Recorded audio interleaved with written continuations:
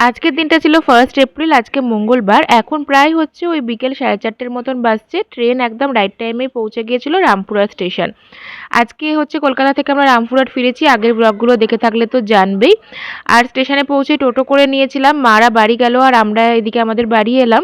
বাড়িতে এসে বেশ খিদে পেয়ে গেছিল, যেহেতু অনেক আগে লাঞ্চ করে আমরা বেরিয়েছিলাম সেদ্ধ ভাত সমস্ত কিছু খেয়ে। ট্রেনে ওই টুকটাক হচ্ছে ঠান্ডা দই এই সমস্তই খেয়েছি, তাই খিদেও পেয়েছিল, তাই মুড়ি আর তেলে ভাজাই খেলাম। উজ্জ্বল একটু বেরিয়েছিল, কিছু টুকটাক বাজারও আনার ছিল, এসেনশিয়াল যেগুলো দরকার। আর তাছাড়া দরকার ছিল হচ্ছে এই ডিম টিম এই সমস্ত কিছু আনার দরকার ছিল, সেগুলো আনতেই বেরিয়েছিল, তাই তেলে ভাজাও নিয়ে এসেছে। আজকে হচ্ছে ডিম আর আলু দিয়ে একদম পাতলা করেই ঝোল বানিয়েছে মাসি, আর গরম গরম ভাত। আর একসাথেই হচ্ছে এটা তোজোরও খাওয়া হয়ে যাবে, যেহেতু ঝাল ছাড়া একদম মশলা কম দিয়েই বানানো হয়েছে, সেই জন্য যা গরম পড়েছে তাতে আমাদেরও মশলা কম দিয়েই খাওয়া দাওয়া করা উচিত। আর এই হচ্ছে টুকটাক কিছু বাজার উজ্জ্বল এনেছে।